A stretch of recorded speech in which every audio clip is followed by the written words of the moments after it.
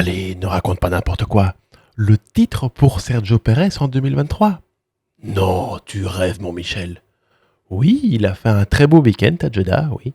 Oui, il a tenu tête à Max Verstappen en fin de course. Oui. Mais il a encore 21 courses à tenir, hein, le gars. On verra ça. Allez, générique.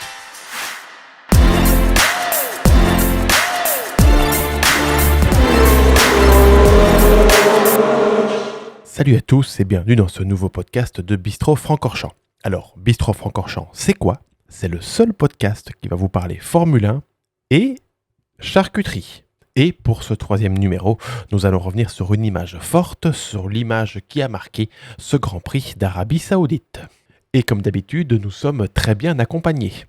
Deuxième Grand Prix de la saison, 2 fromages différents pour régaler nos papilles. Un charmeur et un Metzi. C'est tellement beau à dire. Ces 2 merveilles nous viennent de chez Maître Corbeau. On en reparle plus loin dans ce podcast.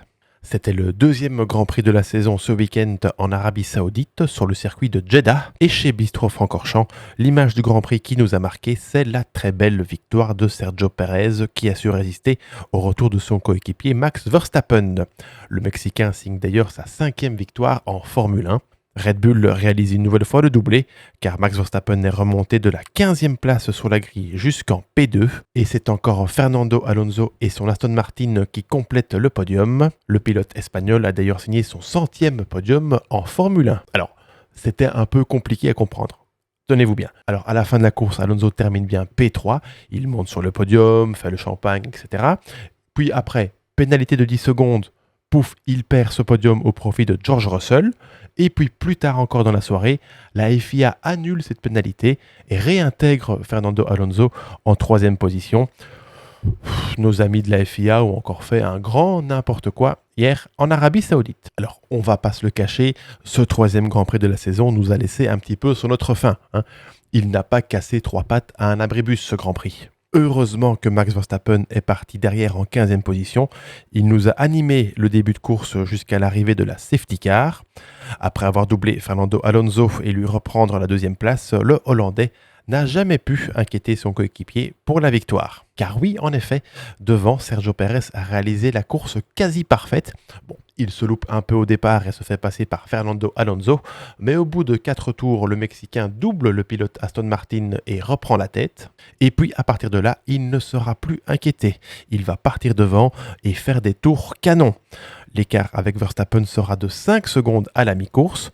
Les 2 coéquipiers vont s'échanger le meilleur temps au tour, mais jamais Verstappen ne parviendra à revenir au contact de Sergio Pérez. Checo signe donc sa 4e victoire pour Red Bull, sa 5e en Formule 1. Et si le Mexicain arrive à aligner les week-ends aussi solidement qu'il l'a fait ici en Arabie Saoudite, pourquoi pas rêver de se battre pour le titre? Oui, vous avez bien entendu, pour se battre pour le titre et pourquoi pas devenir champion du monde. La bataille face à Verstappen sera rude, mais vu que les pilotes Red Bull sont au-dessus du lot pour le moment, pourquoi ne pas saisir la moindre occasion, la moindre petite baisse de régime de Max Verstappen? Alors on ne sait pas non plus si Red Bull va laisser ces 2 pilotes se battre en piste ou si Christian Horner va imposer des consignes à ces 2 pilotes, mais en tout cas, chez Bistro Francorchamps, Sergio Pérez, champion du monde 2023, pourquoi pas. C'est mon moment préféré de ce podcast.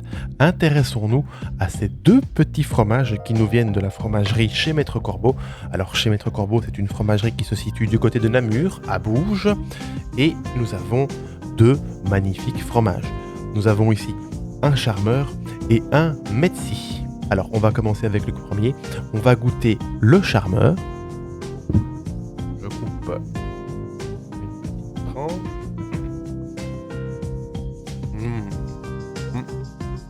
C'est un fromage à pâte dure.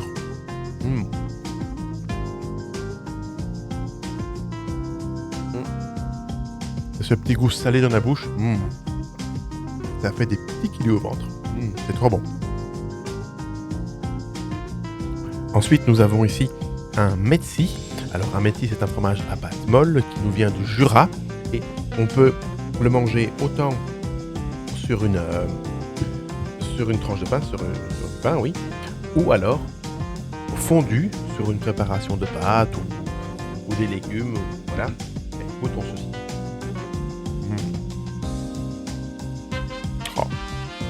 Un délice.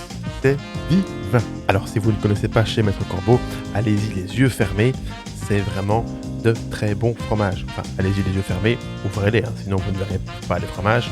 Ils ont 2 magasins et ils sont aussi présents sur le marché. Je mettrai leur site en lien dans la description. Après cette petite pause, revenons à notre deuxième Grand Prix de la saison. Sergio Pérez l'emporte donc devant Max Verstappen et Alonso finit 3e. Aston Martin a donc confirmé sa belle performance du Grand Prix de Bahreïn et les bolides verts se présentent donc comme la deuxième force du plateau pour le moment. La 4e place revient donc à George Russell.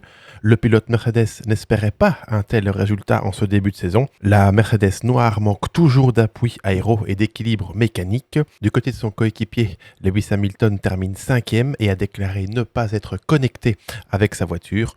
Le patron de l'écurie Toto Wolff a indiqué que plusieurs changements vont être effectués sur la W14. En 6e et 7e position, nous retrouvons Carlos Sainz et Charles Leclerc qui marquent des points pour Ferrari, mais c'est tout, ça s'arrête là. La Ferrari manque totalement de rythme de course et se retrouve 4e force du plateau derrière Red Bull, Aston Martin, Mercedes. Ce n'est pas le début de saison espéré pour les rouges.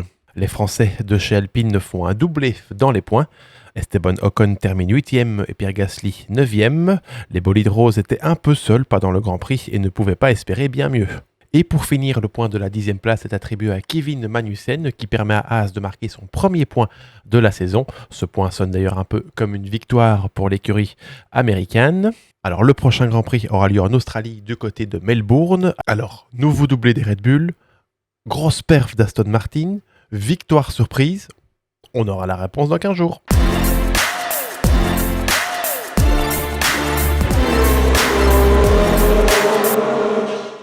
Voilà, c'est la fin de ce Bistro Francorchamps numéro 3. N'hésitez pas à le partager, à le liker et à nous dire dans les commentaires quelle a été votre image de ce Grand Prix d'Arabie Saoudite. Vous pouvez bien évidemment écouter ce podcast en audio sur Spotify, retrouver la vidéo sur YouTube.